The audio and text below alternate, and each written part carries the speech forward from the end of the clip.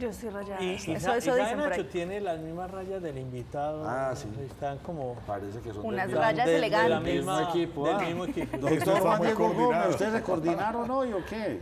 No, pero No. fue una fascinante coincidencia.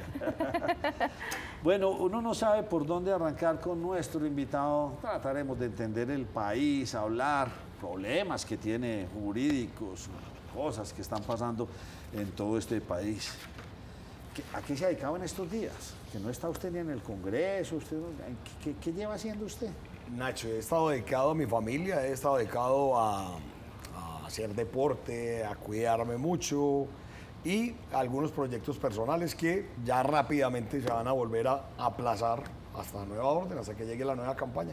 Bueno, ¿usted fue que me vio a mí o qué? Que le dio la goma de la barba, porque también, look renovado. Hombre, eso dicen esas tías de uno allá en televisión, que ese Nacho como se ve papacito con barba, y entonces tocó pegarse a ver cómo funcionaba eso. Juan Diego es una persona que le gusta la política.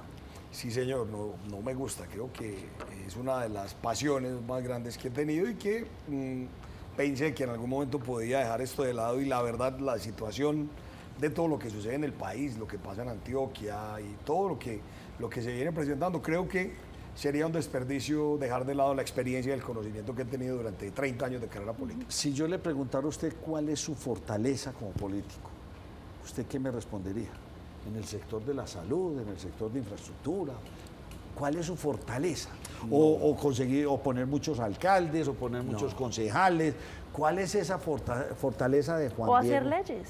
O hacer leyes. ¿Cuál es esa fortaleza suya? No, digamos que todo lo que acabas de mencionar, pues lo hemos tenido que tocar en este asunto. No, hay varias fortalezas en la política. La primera, una fortaleza temática. Todos los temas ambientales y minero-energéticos han sido una especialidad, mejor, que he ido adquiriendo en lo que conozco todo el sistema. Toda la vida he tenido pasión por el tema ambiental y el tema minero energético. Y allí he conocido y he podido trabajar muchos de esos temas desde la regulación, desde la proyección del sector, muchos elementos. Más adelante le pregunto sobre eso. Lo segundo, como ser humano, la mayor fortaleza que he tenido es que hago política con amigos y valoro la gente que me acompaña haciendo política. Entonces no es normal que las personas que me acompañan estén cambiando permanentemente, sino que es gente que lleva muchísimos años acompañándome y con los que hemos compartido la familia, el deporte, los hobbies, todo ese tipo de cosas. Y tercero, que es un tema que no se pueden reír, por favor, porque eso es lo que los políticos, o la mayoría no lo tienen, soy un hombre de palabra y de convicción. Entonces, si yo digo sí, es sí, y asumo las consecuencias que eso tenga y las responsabilidades, por supuesto. ¿Qué partido tiene usted? Partido Conservador colombiano. ¿Y qué le pasó a los Dale conservadores? la camisa. Sí, por eso. Yo le pregunto, quería que lo dijera él. No, ¿Y qué pero le no, pasó a no. los conservadores? Mi mamá bien Hombre, goda que era, mi por abuelita Dios. bien goda. No, señor. ¿Y qué les pasó a ustedes? No, Perdieron el liderazgo. jamás. Todos dicen que ustedes se acomodan al mejor postor, al puestecito. No hemos vuelto a tener candidato No. a la presidencia de ustedes. No los ve uno, digamos, en Antioquia o en otros municipios peleando gobernaciones y todo esto. A usted sí lo tuvimos, pues ahí dando la pelea. Pero Ahí cuénteme, a ver. estuvimos. No, Nacho, mire, este tema es muy importante y aquí decírselo a la gente. No, creo que el Partido Conservador sigue teniendo una gran vigencia hoy. El papel, sin duda, del presidente del Senado, Efraín Cepeda, hoy en el país ha sido fundamental. Y se ha parado con toda la energía, con toda la valentía, con toda la fuerza para decirle al gobierno que pues Colombia es un Estado social de derecho, que hay que respetar la división de poderes y hay que respetar la institucionalidad y la Constitución. Y al lado de él ha estado siempre Nicolás Albeiro Echeverry como vocero del partido, que lo ha hecho también, que lo han reelegido en 2 oportunidades. Fue vocero el primer año y lo han ido reeligiendo 2 veces. Hay unas pequeñas fallas del sistema hacia el sur del Valle de Aburrá, pero pues no voy a mencionar nombres propios, porque ahí están y han sido un lunar en general para el partido. Y en el contexto nacional no tenemos candidato presidencial porque el partido es un partido de liderazgos regionales. Y lamentablemente no hemos tenido un gran caudillo como Álvaro Uribe, por ejemplo. Sí. Entre otras cosas, porque Álvaro Uribe ha sido un fenómeno anormal en la política, muchos años vigente. Álvaro Gómez, o ahí para atrás otros que No, usted tuvieron muchos años. pero candidato, fíjate que Sí, no, por eso. aparte de Pastrana no tuvimos nunca un candidato No han presidencial tenido, sí. fuerte, pero después de que Álvaro Uribe, Gómez, Álvaro Gómez. pero después Álvaro de que, Gómez, muy bueno. sí, pero candidato, pero ojalá hubiera fue sido, presidente. digamos, Ojalá hubiera sido hubiera sido mejor presidente. presidente que candidato, seguramente como hablábamos hace un rato, era amigo de todos, pero lamentablemente, pues esa estadía de Álvaro Uribe tanto tiempo en la política ha hecho que se relegue. Ojalá en 10 años o en 15 años, cuando ya haya nuevos vientos, vengan nuevos liderazgos y podamos tener. ¿Manipuló o no manipuló Cepeda esa votación de la consulta? No, jamás. No. Eso Pero es que hablan que lo cerró Pero 2 entonces- minutos antes. No. A ver, Andrea, póngale No, usted pero- valentina a este tema. Vamos a mirarlo con mucha objetividad. Claro. Ex senador. Mire, yo le decía, y he sido muy reiterativa con esa lectura que estoy haciendo del presidente Gustavo Petro, y es, él no solamente está desconociendo y pasando por encima del Congreso de la República, del Poder Legislativo, sino que también del Judicial, porque él se ha dado a sí mismo el poder de ser juez y decir estuvo mal hecho, y se da a sí mismo el poder de también ser juez y emitir condena, y es no vale, entonces hago a mi manera. Yo lo que sí quiero entender es, ¿fue mal hecho?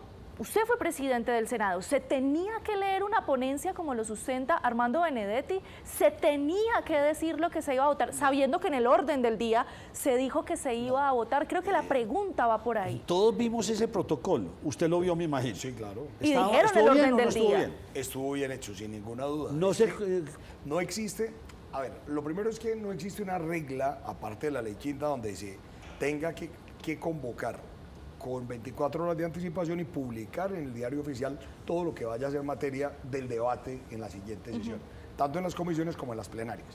De ahí en adelante, el orden, el protocolo, la discusión, el debate lo ordena la mesa directiva. El presidente del Senado, siempre y cuando esté presente él en cabeza propia, o uno de los vicepresidentes en su ausencia, y el secretario general. Ahí no existe otra posibilidad. Claro, como uno lo quiera ver, como le convenga, Benedetti es un hombre con una enorme habilidad y conocimiento también del tema legislativo, y claro, si Benedetti, como ministro del Interior y expresidente del Congreso, sale y dice que la votación estuvo mal hecha, pues va a dar un montón de contenidos para que una serie de influencers y medios que están a favor de esta situación o del gobierno lo cuenten a su manera como lo han venido haciendo. En eso sí nos gana el gobierno. Creo que Gustavo Petro ha logrado comunicar lo que no ha hecho gobernando. Es decir, es capaz de elaborar una hipótesis, comunicarla y que la gente la crea, y no ha sucedido nada. entonces Cepeda queda tranquilo.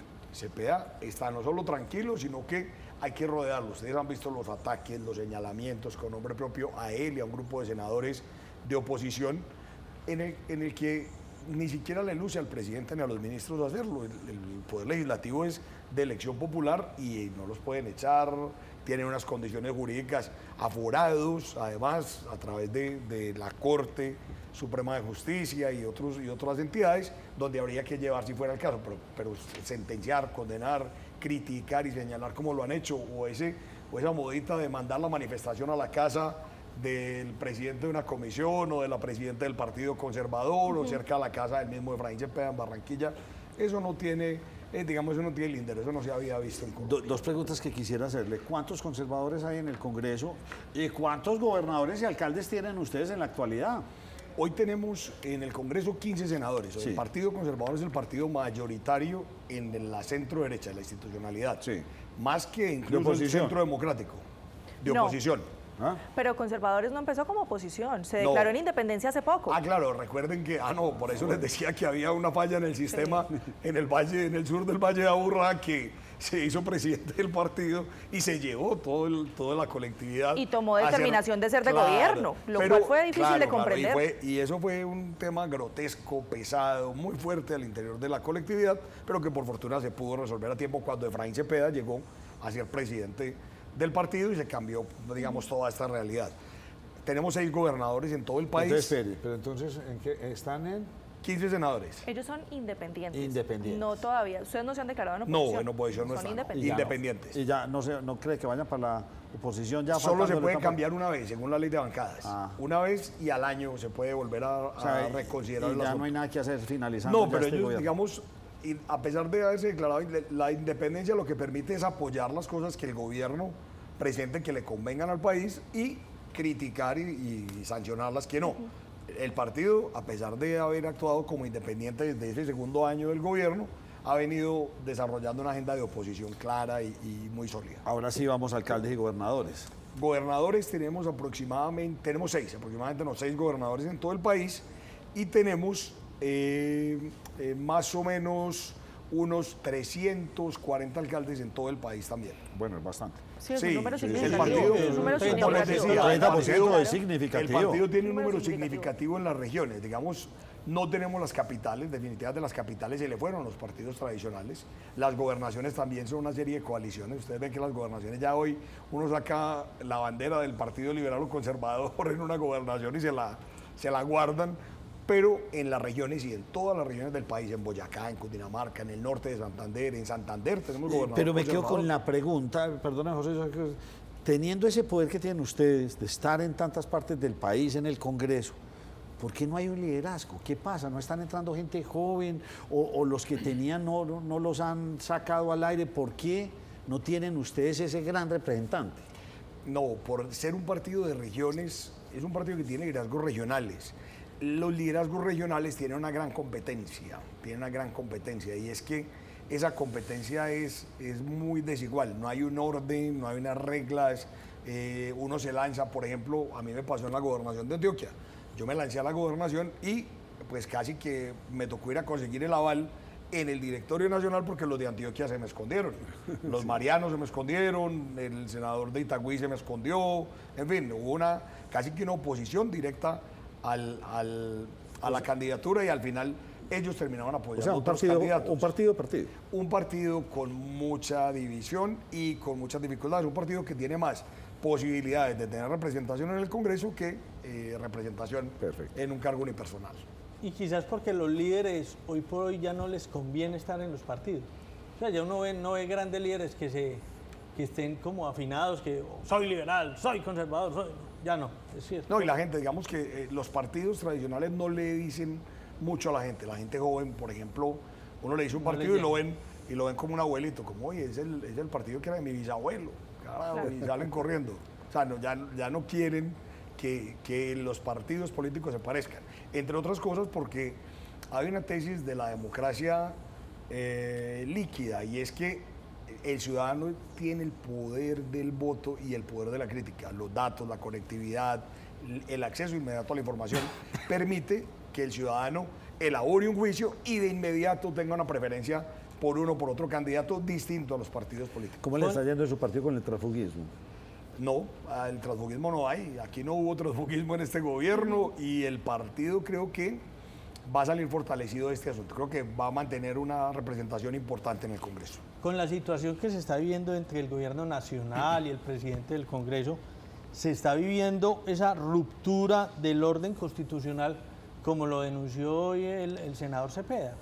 Claramente, es digamos, el momento más crítico, yo diría, de lo que va corrido este ciclo, en el que se siente la ruptura del orden constitucional. Claramente es eso, lo decía Andrea con mucha precisión ahora, no solo se está desafiando el poder legislativo y desconociendo la separación de poderes, sino el judicial, porque claro, precisamente hace unas horas me preguntaba un periodista sobre ese asunto y le decía que el registrador se debe abstener hasta que exista una sentencia judicial, bien sea del Consejo de Estado o de la Corte Constitucional, según la vía que se escoja para ello, antes de convocar esa consulta y antes de ponerle presupuesto, porque lo que pueden terminar haciendo es una mezcla de delitos en este contexto. ¿Y qué implicaciones tiene que el presidente del Congreso haya radicado ante Naciones Unidas esa denuncia? ¿Eso qué implicación puede tener? Digamos, es la advertencia, es más como Estados Unidos está muy pendiente de lo que viene sucediendo. Hace unos meses estuvimos en la ciudad de Washington, coincidí por casualidad con una visita oficial que tuvo el presidente del Senado con una delegación de senadores y representantes, y yo había ido también a instaurar una queja ante la Comisión Interamericana de Derechos Humanos para obtener una medida cautelar, porque precisamente lo que se ve en Colombia, digamos los visos que ha dado el presidente actual, es no respetar la Constitución, alterar la institucionalidad, no permitir la libre oposición, no respetar la división de poderes, y eso es una alerta enorme en un país como Colombia. Aquí nunca había sucedido eso. Digamos que aquí hemos tenido presidentes, decimos digamos en un lenguaje coloquial, maniduritos, que han puesto orden, que han sido bruscos en la toma de decisiones, pero no en ese nivel, no de meterse con las Cortes, con el Consejo de Estado, con la Corte Suprema, que ustedes han visto toda la desavenencia se ha presentado con todas las Cortes.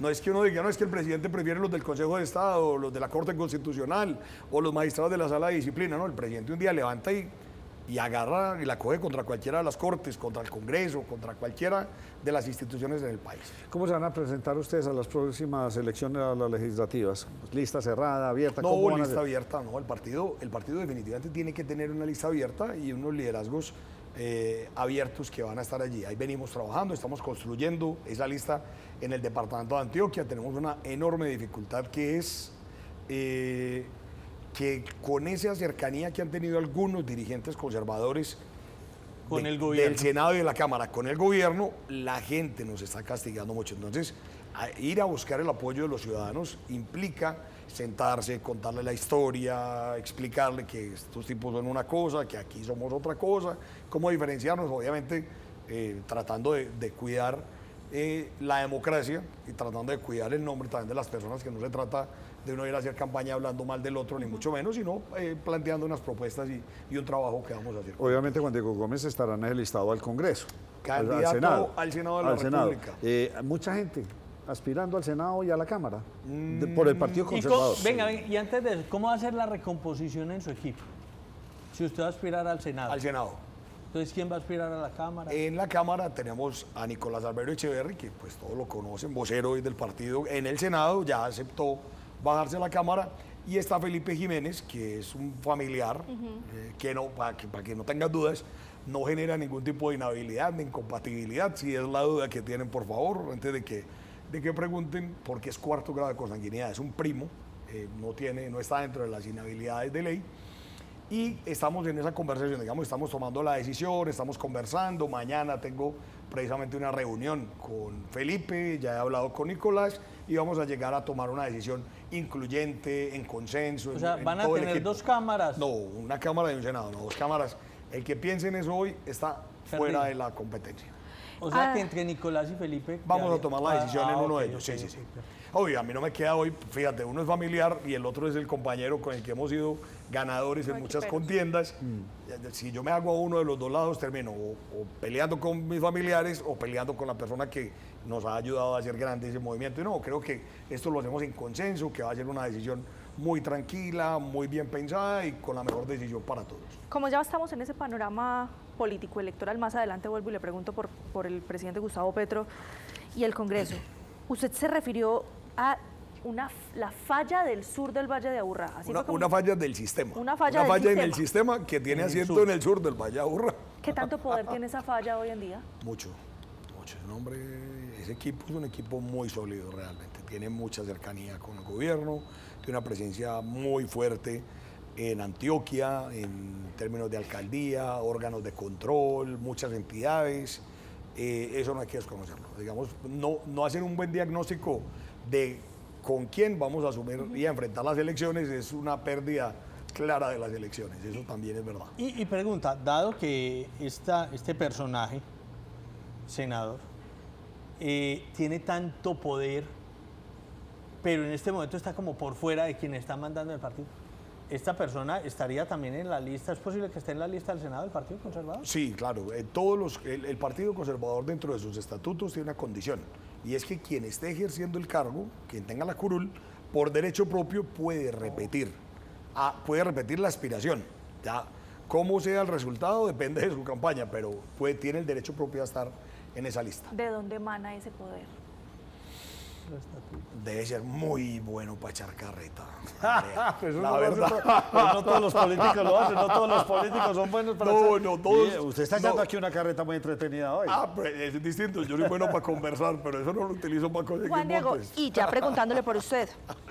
Usted es un político vergonzante y la pregunta es, ¿ya a todos les da pena decir yo soy de derecha, yo soy de izquierda? ¿Usted es vergonzante No, o usted pues, lo dice de ¿cómo? frente? No, yo hago política con dignidad, con orgullo, con honor.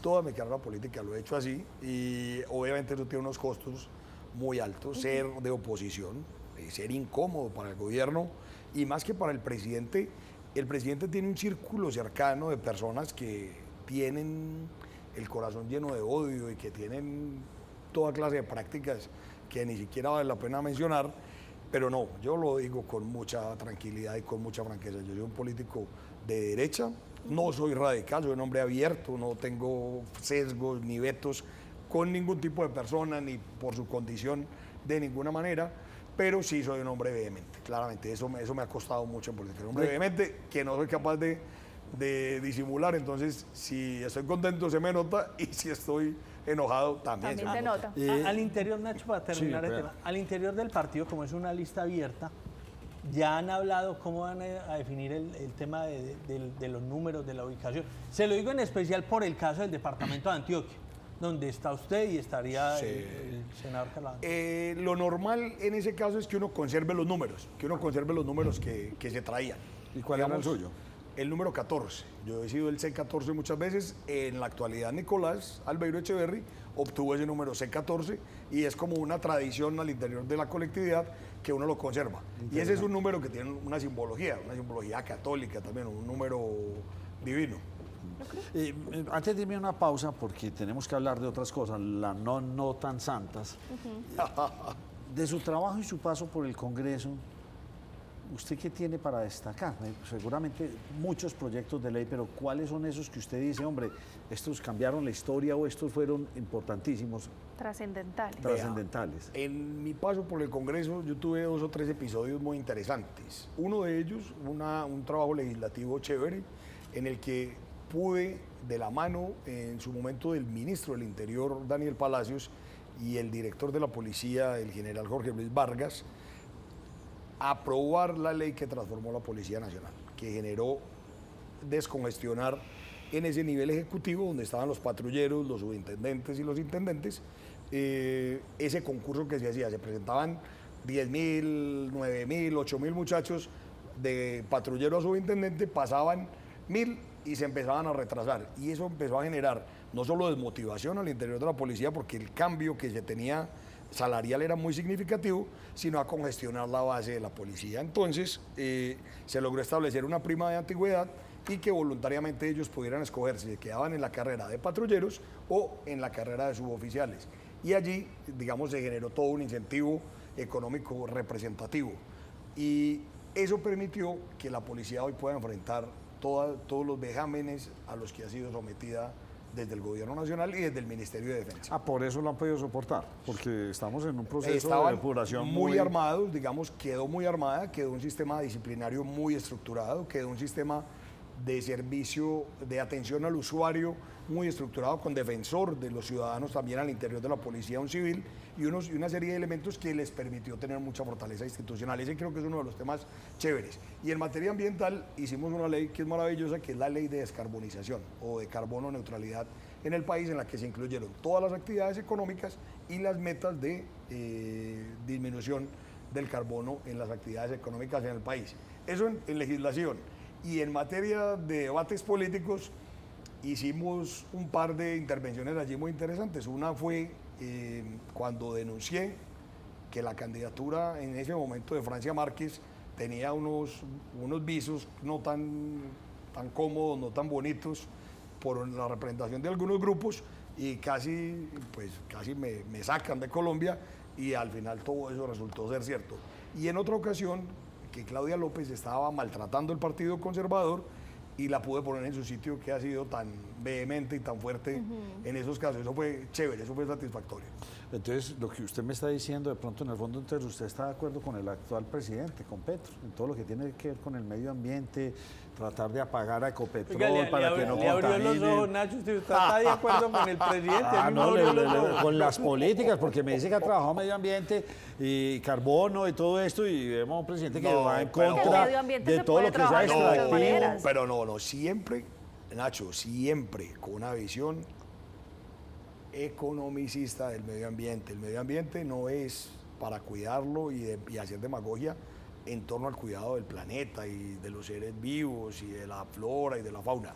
El medio ambiente es para que, integrado con las actividades económicas, creemos una sostenibilidad económica, social, ambiental, Pero miren lo que paramos, cultural sin y gas. política. Sin gas, Ecopetrol, gravísima la situación de Ecopetrol, todas las nuevas licencias de exploración y todo lo que se lleva en este Problemas país se energéticos frenó, también, un Nacho. gobierno sin plata, no sabemos dónde está, entonces Ese estamos... es un tema, esa es una discusión bien interesante y se la tengo que decir.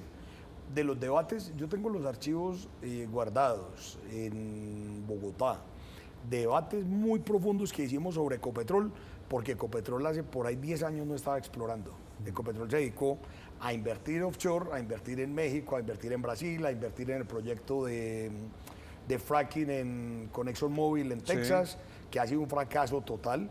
Y nosotros le llamamos mucho la atención. Colombia no tiene reservas para mucho tiempo, no tenía desde esa época reservas para mucho tiempo y necesitábamos que siguieran explorando. Y lo que ha hecho Petro fue que encontró el camino despejado, frenaron los nuevos contratos de exploración y como ya veníamos colgados en reservas, pues es lo que tenemos hoy en el país realmente.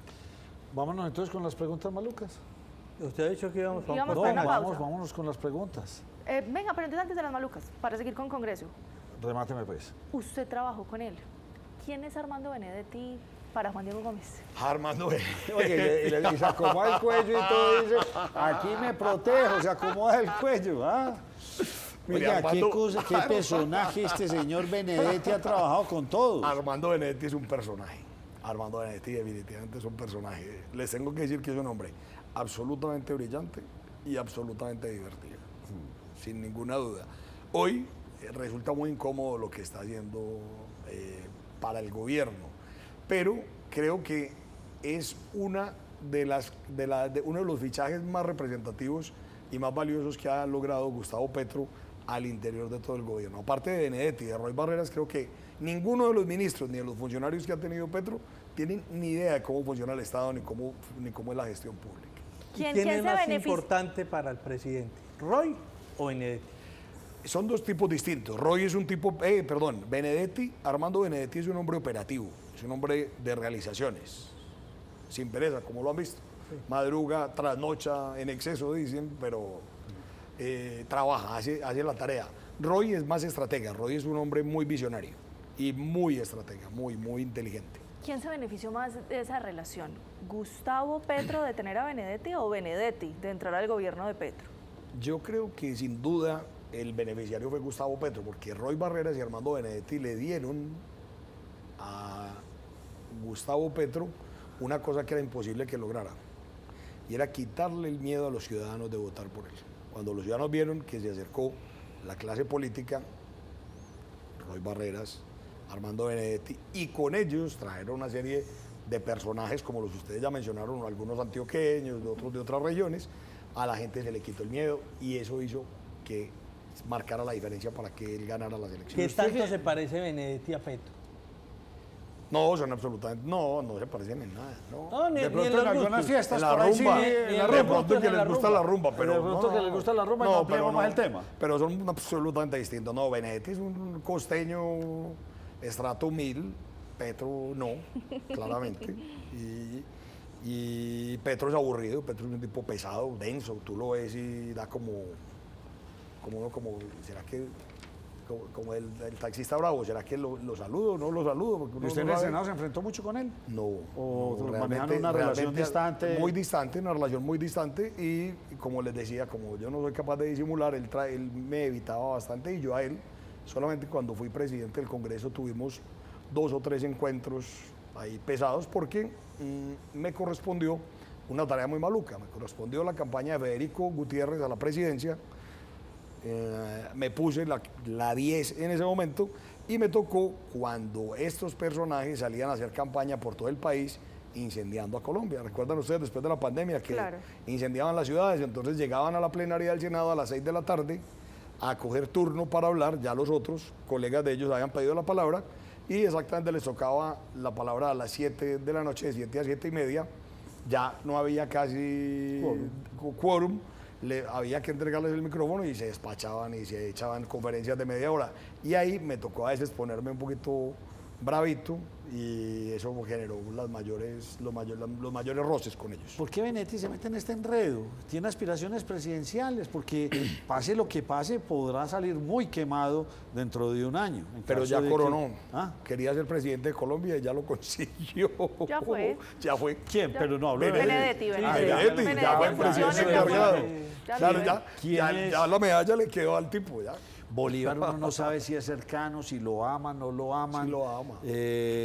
Roy Barreras, Francia No cabe Márquez duda. distanciada, el exalcalde de Medellín, Daniel, arrodillado ahí, No. sintiéndose Usted es muy mago. petrista, pero... Nacho, usted, pero- es mago de la comunicación. Esa regañada que Petro le hizo a Gustavo Bolívar en el Catatumbo, en la entrega de títulos y toda esa cosa que vimos de show, como de pareja que vimos por allá, todo particular en el Catatumbo, es una estrategia. Simplemente el tipo lo que hizo fue marcar distancia para darle la oportunidad a Gustavo Bolívar de ir a buscar un mercado distinto al petrista. El petrista ya lo tiene asegurado con su amor. ¿Cuál Ya será el falta- candidato de falta el Petro? resto. ¿Usted cree que Petro quiere quedar? No. No, él sí quiere quedarse, pero no puede, ¿no? Él sí sabe que, Sí. que no, él sabe que en Pero él puede Colombia volver en el 30. se alcanzará. ¿Será que para eso fue que se hizo todo ese retoque el hombre para quedar? No sabemos. más pispito. ¿Usted cree que maneja más chismes allá del Congreso? No. ¿Y cuál es el Es candidato? Roy. posible. ¿Usted cree que Roy Vea, pegue? Petro tiene 3 o 4 personas muy cercanas que pueden ser significativas para él. Carlos Andrés Amaya, que tiene una fortaleza enorme en Boyacá Pero que no renunció. y no renunció. No renunció. Entonces, nada, ese Ya ya no renunció, descansó. ese salió. Sí, ya salió. Le queda Luis Gilberto Murillo, Que no tiene. le tanta queda fuerza. Roy Barreras. Sí. No, Que ya no, dijo que no es petrista. No, claro, no, ya empiezan a marcar distancia, le queda María José Pizarro. Que hoy dijo que quiere ser presidente. Claro, le queda Gustavo Bolívar. Le queda Y- el de Nariño. Romero no tiene, Romero tiene, es muy similar a Petro. Romero es un tipo antipático, denso, es complejo. Romero puede tener alguna cercanía, alguna fortaleza en lo que tiene votos sólidos en su tierra, pero no es un tipo encantador, no es un tipo que ¿Y que no uno metió, diga no metió que usted este en es. esa lista al renunciado e imputado exalcalde de Medellín? Ah, Quintero, pero sí, yo creo que Petro no toma en serio a Quintero, ¿saben? Yo no lo veo Uno ve que ni Quintero sí le poderoso, bendiga mucho, ni, pero... ni poderoso ni cercano. Uno lo ves como tratando de meterse a la foto a la Conveniente. fuerza. Como esos patos que van a la fiesta, que todo el mundo los evade y el tipo pegando a meter a la foto, como saltando a ver si en alguna parte de la foto logra quedar. Se ve como así, como por ese estilo. Pero lo que le quería decir, Nacho, que esto es muy importante. No pierdan de vista ni a Roy Barreras ni a Luis Gilberto Murillo. Por 2 razones puntuales.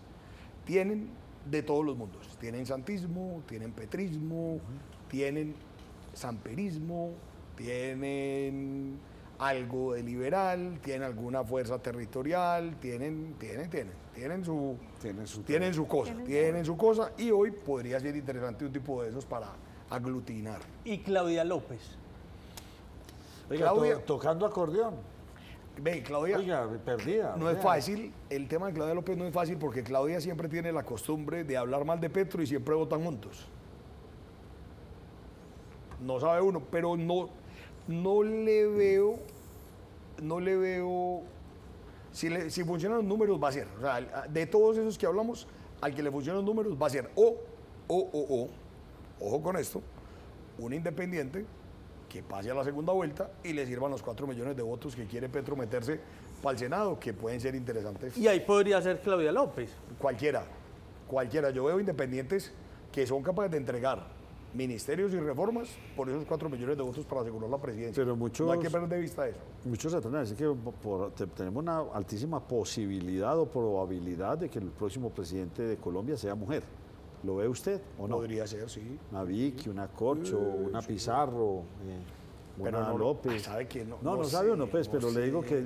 Sí, bueno, digamos que nunca, como en esta ocasión hay tantas candidatas mujeres, es verdad. Y eso abre mucho ese compás. Pero creo que el tema de llegar a tener los números indicados para ser presidente de Colombia va a pasar por un discurso del presidente, va a pasar por un evento que no nos imaginamos y va a conectar, va a ser el candidato o la candidata que logre conectar con eso y crezca en la opinión. No estoy muy preocupado con este asunto y a mí que me gusta tanto la infraestructura y uno se hace muchas preguntas, uno diría, hombre, ¿por qué ni siquiera es este gobierno, de aquí para atrás, por qué los gobiernos no han podido incentivar esa cadena productiva para exportar?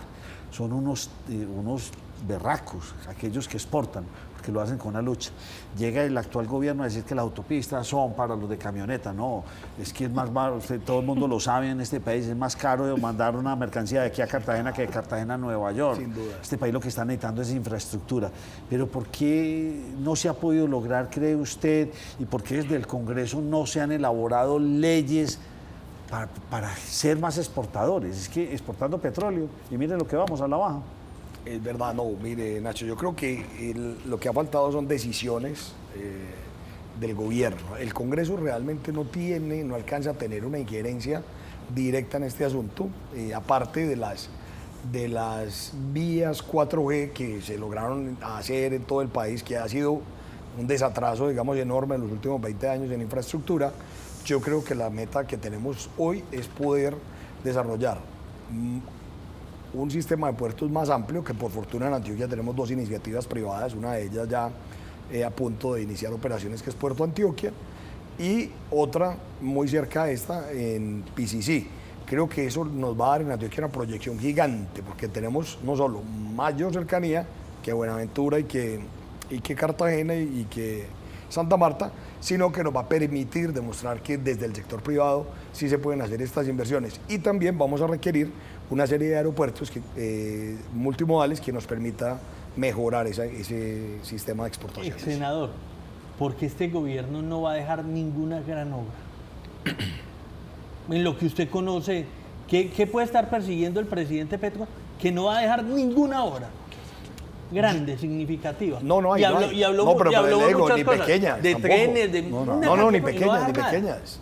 Creo No, que... pues antes está en contra de Puerto Antioquia, imagínese. Sí, creo que Del túnel del Toya, que enemigos, si el gobernador no le pone las botas y le pone, eso lo perdemos. Sí, es cierto. No, creo que la estrategia es muy clara, la estrategia del presidente es muy poca obra pública en las regiones, no obra pública en las regiones, él con su propia visión, pero más que eso es que están guardando el dinero para la etapa electoral.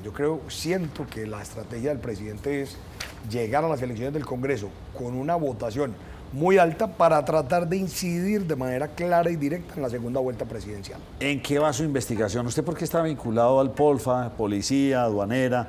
¿Eso en qué va? Nacho, mire, en eso yo tengo que decirle que yo en mi vida he cometido muchísimos errores, pero jamás en mi vida he participado en actividades delictivas. Si no, yo no sería capaz de sentarme frente a los antioqueños a decirles que voten por mí, que soy un hombre que ha hecho cosas y que va a hacer más con la experiencia y el conocimiento que tiene.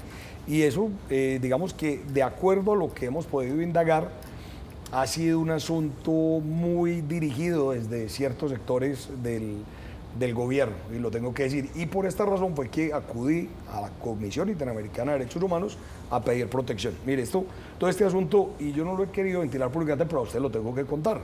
Todo coincide con el señalamiento que hace Andrés Hidárraga, a quien llaman a la Corte a declarar y dice que no, que él no tiene pruebas de que yo participe en estas cosas que ¿Ese habían es el dicho. del apodo Pitufo? No, Ok. Andrés Hidárraga es el secretario de Transparencia de la Presidencia. Muy bien. Y que fue quien supuestamente hizo la denuncia, una denuncia que venía desde finales del año 2021, supuestamente, y que aparece apenas ahora como una supuesta noticia criminal. Pero esto coincide con que el tipo llega y dice, no hay pruebas, esto es una declaración en otro proceso que me llegó a través de un anónimo y llegó a mi despacho en una bolsa de tal manera, una cosa ahí absolutamente inverosímil, pero el magistrado, afortunadamente que lo interrogó, le solicitó con mucha precisión información y datos que él no pudo entregar. Pero todo coincide con 2 asuntos más delicados aún, y es que la UNP me retira el esquema de seguridad en esa misma semana, y a la vez me llegan 2 amenazas muy fuertes de parte del ELN. De manera que Cuando esto pasa, yo pues casi me muero del susto, me tocó tomar medidas, me escondí, casi no salgo un mes de mi casa, toda la cosa, y ya se podrá imaginar como todo en un lado. Y entonces, claro, si yo salgo a denunciar las amenazas, más el retiro del esquema, el momento en que supuestamente me relacionan con toda esta investigación, ¿qué va a decir la gente? No, pues les está sacando la excusa para evadir el asunto, pero la verdad es que nunca ¿Y en qué va esta investigación? ¿En qué va? ¿Ya no, ¿Usted está imputado, sí, no está imputado, nada? No, hago Nada. parte eso hace parte de una investigación previa en la que se están recolectando pruebas, pero es un asunto que ni siquiera hoy es una investigación formal. ¿Y tiene usted otras investigaciones en curso? Tengo otra investigación que llegó a través de un anónimo hace unos años, hace 3 años, cuando era presidente del Congreso, pero también se encuentra en investigación previa. Ahí también han practicado pruebas, han hecho de todo, pero también se encuentra en investigación previa. Entonces usted no está imputado, No, simplemente cero, está en no, los no. procesos investigativos donde dicen no hay pruebas para que sigamos con esto por lo que usted no está y diciendo. digamos que la investigación previa lo que hace es que le permite al investigador, al magistrado en ese momento, recaudar ciertas pruebas para determinar si hay mérito para abrir una investigación formal y vincular a la persona mediante indagatoria, porque el sistema de los aforados es ley 600, es la ley anterior, o si definitivamente lo que tienen que hacer es inhibirse de abrir la investigación y dejar que las cosas sigan. Gustavo Bolívar por estos días hizo una propuesta en un programa radial de decirle a todos los candidatos que quienes se vayan a lanzar al Congreso si estarían dispuestos a votar positivo la reducción del salario de los congresistas. ¿Usted firmaría eso? Sí, sin ningún problema, claro que sí, pero con una condición. Siempre he sido crítico del salario de los congresistas, pues usted lo decía hace un rato, usted es del sector privado, usted dicta charlas, usted hace parte de juntas directivas, trabaja en el canal, hace asesorías externas. Claro, es que el Congreso debería ser gratuito, no deberían pagar, pero deberían levantar las inhabilidades e incompatibilidades para que la gente pueda ejercer su profesión liberal.